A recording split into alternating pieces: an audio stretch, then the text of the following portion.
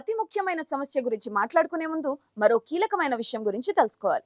మీకు తెలుసా, సముద్రాల్లో ప్లాస్టిక్ వ్యర్థాలు ఎంత మేరకు ఉన్నాయన్న విషయాన్ని నిపుణులు తొలిసారి అంచనా వేశారు.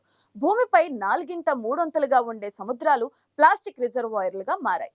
దాదాపు 30 లక్షల టన్నుల నుంచి 1.1 కోట్ల టన్నుల ప్లాస్టిక్ వ్యర్థాలు సముద్రం లోపల పేరుకుపోయాయని ఆస్ట్రేలియా జాతీయ science agency, university of Toronto పరిశోధకులు తాజా అధ్యయనం లెక్క తేల్చింది. గడుస్తున్న ప్రతి నిమిషంలో ఓ ట్రక్ సైజులో ప్లాస్టిక్ వివిధ రకాలుగా సముద్రంలో కలుస్తుందని వీరి నివేదిక అంచనా వేసింది. సీనియర్ పరిశోధకుడు డెనిస్ హార్డెస్టీ మాట్లాడుతూ, ప్లాస్టిక్ వ్యర్థాలు సముద్రం లోపల ఎంతున్నదన్నది తెలిపిన తొలి పరిశోధనగా చెబుతున్నారు. గురూజీ రామ్ నారాయణ్ జీ ప్రపంచ ప్రఖ్యాత జ్యోతిష్యులు ఇప్పుడు మన హైదరాబాద్ లో ఎటువంటి సమస్యలకైనా తక్షణ పరిష్కారం చేయబడును. సంప్రదించండి 96651137 9000004357. ప్లాస్టిక్ వ్యర్థాలకు సముద్రాలు రిజర్వాయర్లుగా మారాయి. మైక్రో ప్లాస్టిక్ కాకుండా సంచులు, వలలు, కప్పులు మొదలైనవి ఎంత మేరకు ఉన్నాయన్నది తెలుసుకున్నాం అని చెప్పారు. ఇవి షాకింగ్ విషయం. ఎక్కడో సముద్రంలో ప్లాస్టిక్ పేరుకుపోతే బయట ఉండే మనకేం ప్రాబ్లం అని మీరు అనుకోవచ్చు. కానీ జరుగుతున్నది తెలిస్తే మీ గుండెలు గుబేలమంటాయి. నీటిలో కలిసిపోయిన ప్లాస్టిక్ అంత తొందరగా భూమిలోకి కలిసిపోదు. కొంచెం కొంచెంగా విడిపోతూ సముద్రం నీళ్లలో కలిసిపోతుంది. ఆ కలిసిపోయిన మైక్రో ప్లాస్టిక్ జలచరాలు శరీరంలోకి వెళుతుంది. వాటిని మనం సీ ఫుడ్ రూపంలో తీసుకుంటున్నాం. అంతేకాదు, సముద్రం నీరు ఎండ వేడిమి కారణంగా ఆవిరిగా మారి మేఘాలయ భూమి మీద వర్షంలా కురుస్తుంది. అందులో ఈ మినీ ప్లాస్టిక్ ఉంటుంది. ఆ నీరు భూగర్భ జలాల్లో, నదుల్లో కలిసిపోతుంది. ఆ నీటిని మనం ఏదో ఒక రూపంలో తీసుకుంటున్నాం. అంతేకాదు, ఫిల్టర్ చేయబడి బాటిళ్ల రూపంలో కొనుక్కొని మరీ తాగుతున్నాం. అలా కూడా మన శరీరంలోకి ప్లాస్టిక్ ప్రవేశిస్తుంది. మనం ఇంట్లో సంగతి పక్కన పెడితే బయట మార్కెట్లో కొనుక్కొని తాగే మినరల్ వాటర్ బాటిల్ నీటి గురించి చూద్దాం. ఈ అత్యున్నత ప్రమాణాలతో తయారైన నీళ్లలో సగటున 2,40,000 ప్లాస్టిక్ రేణువులు ఉన్నాయంటే నమ్మగలరా? లేదు కదూ. ఎందుకంటే అవి ప్రముఖ కంపెనీలు ఎంతో జాగ్రత్తగా యంత్రాల ద్వారా తయారు చేసినవిగా చెబుతున్నారు. అయితే పరిశోధకులు వాటిని శాంపుల్ గా తీసుకున్నారు. కానీ అందులో అపారమైన నానో ప్లాస్టిక్ రేణువులు ఉన్నట్లు గుర్తించారు. ఇప్పటి వరకు అంచనా వేసిన దానికన్నా ఇది 100 రెట్లు ఎక్కువని తేలడంతో ప్రపంచవ్యాప్తంగా ఆందోళన మొదలైంది. ఈ లెక్కన మనం నిత్యం డబ్బులు పెట్టి మరీ ప్లాస్టిక్ తాగేస్తున్నాం అనడంలో సందేహం లేదు. ఆ నీటి ద్వారా ప్రమాదకరమైన ప్లాస్టిక్ రేణువులు మన శరీరంలోకి చొచ్చుకుపోతున్నాయి. మనం ఎంతో ఖర్చు చేసి తాగే మినరల్ వాటర్ బాటిల్లోని తాగునీటిలో ఉండే నానో ప్లాస్టిక్లపై తొలిసారిగా జరిగిన పరిశోధన ద్వారా ఈ విషయం బయటకు వచ్చింది. ఈ ప్లాస్టిక్ అవశేషాలు తాగే నీళ్ల ద్వారా చాలా సులువుగా రక్తంలో కలుస్తున్నాయి. ఆపై అవి కీలక అవయవాల్లోకి ప్లాస్టిక్ చేరిపోతున్నాయి. అవి శరీరంపై తీవ్ర ప్రభావం చూపిస్తూ తెలియని రోగాల బారిన పడేలా చేస్తున్నాయి. అందుకే బాటిల్ నీళ్ల కన్నా నల్ల నీళ్లే నయం అని అంటున్నారు పరిశోధకులు. ఇలా శరీరంలోకి చేరిపోయే ప్లాస్టిక్ వల్ల మనుషుల ఆరోగ్యంపై అత్యంత తీవ్ర ప్రభావం చూపిస్తుందని శాస్త్రవేత్తలు హెచ్చరిస్తున్నారు. Proceedings of the National Academy of Sciences జర్నల్లో ఈ పరిశోధన వివరాలు ప్రచురించబడ్డాయి. దీని ప్రకారం శాస్త్రవేత్తలు అమెరికాలోని 3 ప్రముఖ కంపెనీలకు చెందిన 1 లీటర్ నీళ్ల బాటిల్లో నానో ప్లాస్టిక్ అవశేషాలపై అధ్యయనం జరిపారు.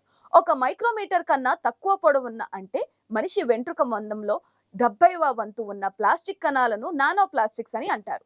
అత్యంత సూక్ష్మంగా ఉండటం వల్ల ఇవి మనిషి కణాల్లోకి, రక్తంలోకి, ముఖ్యమైన అవయవాల్లోకి సులభంగా ప్రవేశించగలుగుతాయి.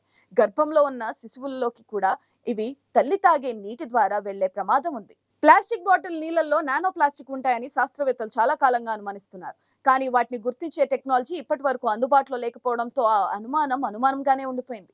తాజాగా అమెరికాలోని కొలంబియా క్లైమేట్ స్కూల్ కు చెందిన లెమన్ డోహర్టీ ఎర్త్ అబ్జర్వేటరీ శాస్త్రవేత్తలు వాటర్ బాటిల్స్ లో ప్లాస్టిక్ రేణువుల తాకిడిపై పరిశోధన చేశారు. ఇందుకోసం స్టిమ్యులేటెడ్ రామన్ స్కాటరింగ్ మైక్రోస్కోపీ విధానాన్ని ఉపయోగించారు. అందులో ఒకేసారి 2 లేజర్లు ప్రయోగించి నిర్దిష్ట రేణువులు ప్రకంపనలకు లోనయ్యేలా చేశారు. ఆ తర్వాత అల్గోరిథంల సాయంతో డేటాను విశ్లేషించారు.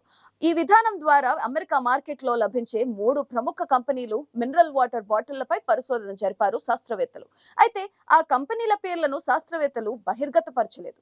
ఒక్కో దానిలో 1,10,000 నుంచి 3,70,000 సూక్ష్మ ప్లాస్టిక్ రేణువులు కనిపించాయి.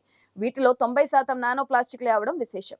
నీళ్లలో ప్లాస్టిక్ కాలుష్యాన్ని నానో స్థాయిలో గుర్తించే విషయంలో ఇది చాలా కీలకమైన పరిశోధనగా చెప్పవచ్చు.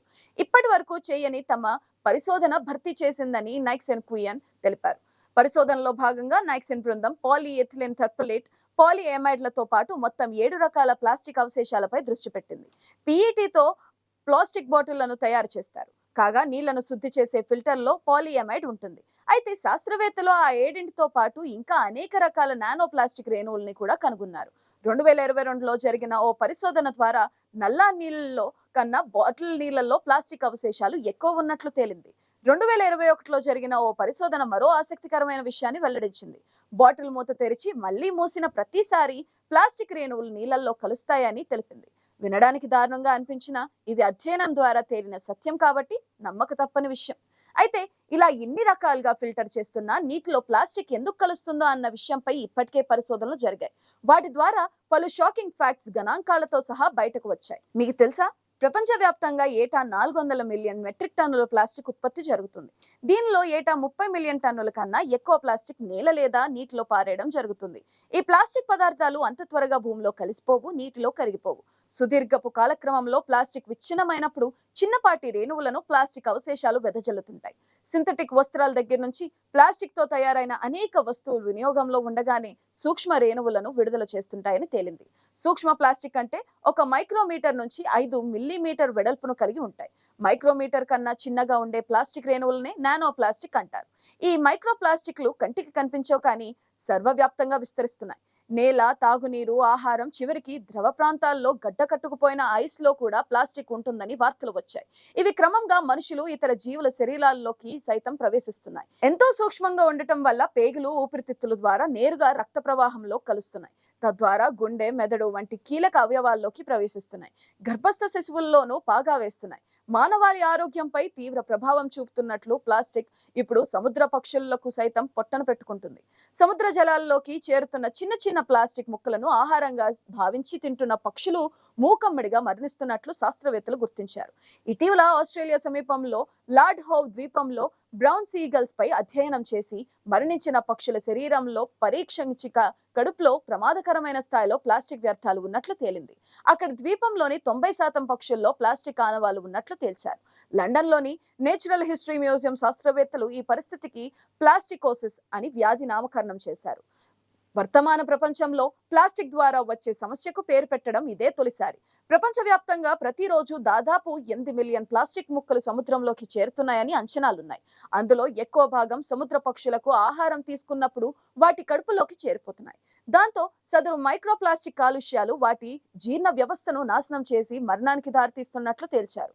ప్లాస్టిక్ వ్యర్థాలను తిన్న పక్షులు చూడ్డానికి ఆరోగ్యంగా కనిపించినా తక్కువ కాలంలోనే జీర్ణ వ్యవస్థ పాడైపోయి చనిపోతున్నట్లు శాస్త్రవేత్తలు పరిశోధనలో తేలింది.